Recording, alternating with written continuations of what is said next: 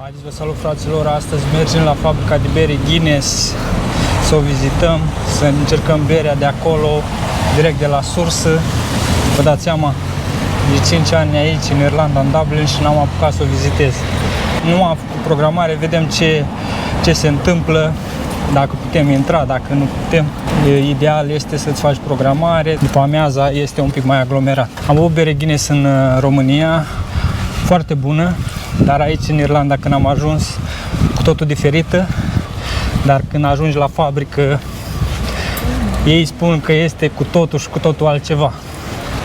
Haideți să vedem. Ținem aproape și, ce să zic, dacă v-a plăcut sau dacă vă place în continuare tot ceea ce fac, nu uitați să dați un like, un share sau un subscribe aici la canalul meu. Aș aprecia foarte mult. Idei de content, lăsați în comentarii. Stați aproape. Dacă veniți cu mașina aici, aveți o parcare destul de mare. Dacă veniți pe jos cu autobuzul, aveți indicatoare cum să ajungeți exact la fabrica de bere. Bun, și am ajuns la fabrica de Guinness, pune intrarea. Hai să vedem care treaba. Am luat tichetele și acum așteptăm cum ar veni să plecăm cu toții. Vine cineva și ne cheamă și mergem să vizităm toată fabrica. Ce ziceți de asta? Interesant. Bun, fraților, se poate și fără programare. Am achiziționat biletele și am început. Am ajuns la primul nivel. Acum acest domn ne-a spus să așteptăm să se adună toată lumea și urma să fac o prezentare, să ne dea mai multe detalii. A fost foarte interesant, o să vă las și vouă aici un material să vedeți despre ce a fost vorba.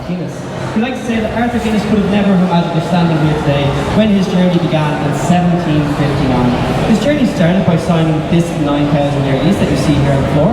The 9,000 years is a substantial agreement, but Arthur Guinness was a man of great vision. If you'd like to look over here at the bottom right-hand corner of the lease, you can actually see Arthur Guinness' signature, which is recognised all over the world and can be seen on our Guinness bottles and our Guinness cans.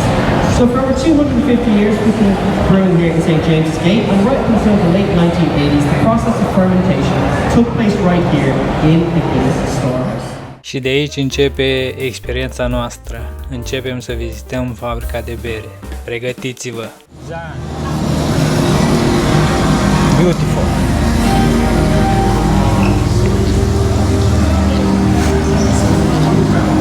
Oh my God! Deci asta n-am crezut-o până acum.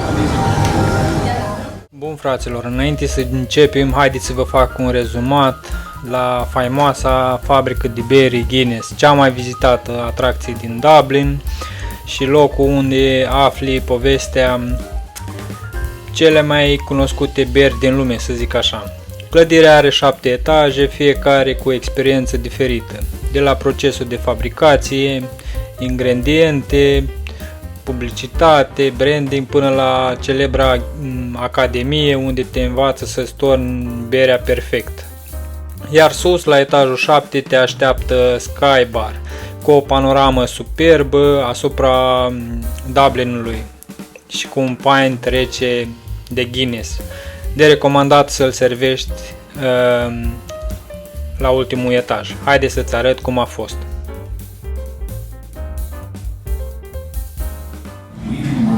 Irish barley farmers and maltsters. Over the years, we perfected the art of roasting at St. James's Gate. We roast at exactly 232 degrees, unique character.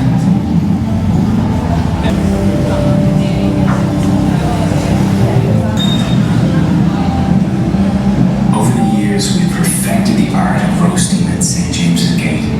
Exactly 232 degrees. Any higher, the barley catches fire. Bă, fraților, fiecare detaliu de la Guinness e gândit până la perfecțiune. Totul începe cu Arthur Guinness, probabil știți. A avut viziune, curaj și o rețetă care avea să cucerească lumea, să zic așa. La început totul era făcut manual, inclusiv butoaiele, după cum o să vedeți, construite bucată cu bucată de meșteșugari iscusiți. Astăzi fabrica îmbină tradiția cu tehnologia. Ingredientele pe care le folosești la bere este apă, orz, amei și drojdie, dar procesul este o adevărată artă. Fiecare colț din clădire spune o poveste, fiecare etaj este o lecție despre multă muncă și dedicare.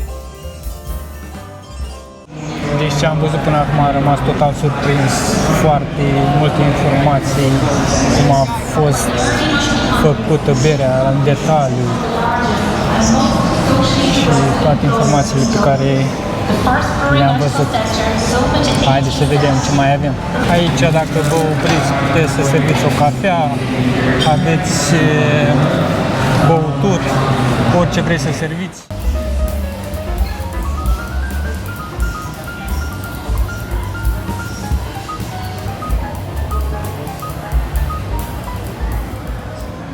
Deci, dacă vreți să vă cumpărați suveniruri, haine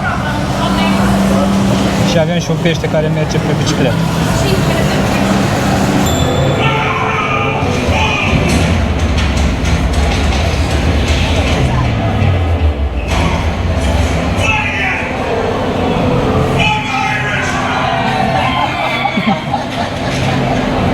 You're 2% Irish. Yeah, I know.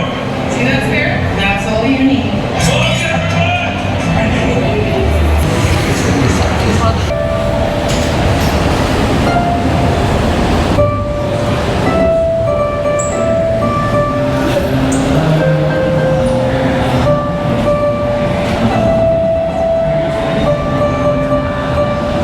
Facem o poză împreună și bem o bere amândoi. Ok. Ne așezăm aici la rând și o să facem o poză mișto. Aici o să facem poză. Thank you. Am făcut poza și hai să colectăm bani. Ma, uitați-o la frați. Mișto rău.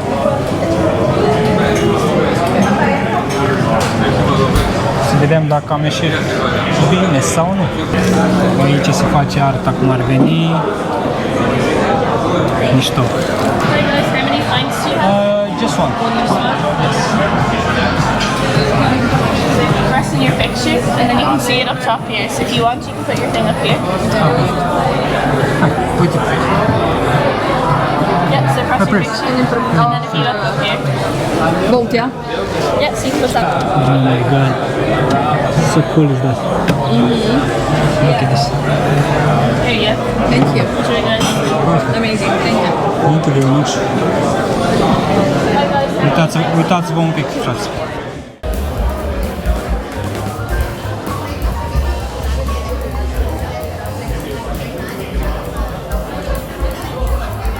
Cheers.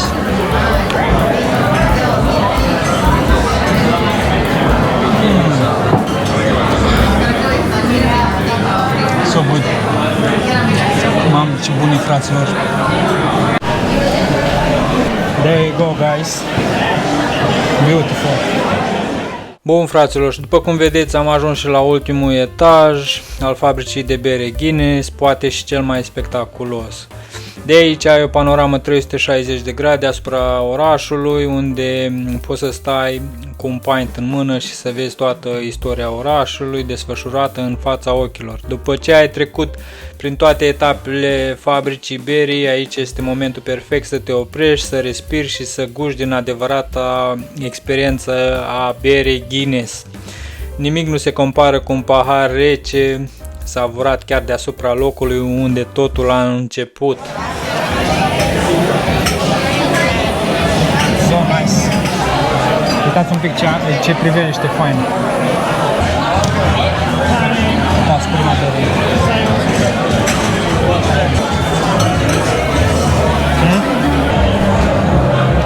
Cheers. Cheers.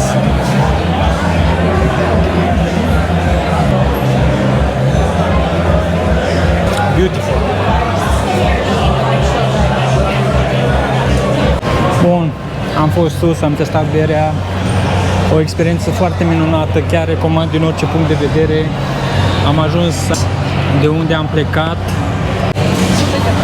Am făcut și poze împreună jos când am coborât, apoi ne uităm prin magazinul de suveniruri. Dacă vreți să vă cumpărați ceva pentru a avea amintire, puteți să cumpărați de aici orice doriți. Ne uităm acum să vedem ce achiziționăm. După cum v-am spus, la nivelul 2 de recomandat este să nu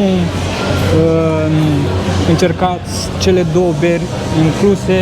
Cel mai bine este să mergeți până sus și să le serviți sus, unde aveți o priveliște foarte faină și vedeți tot orașul. La nivelul 3 puteți să achiziționați un pint unde plătiți extra 8 euro, dar aveți poza voastră sau poza ta pe Guinness, ceva de genul, cum am făcut noi.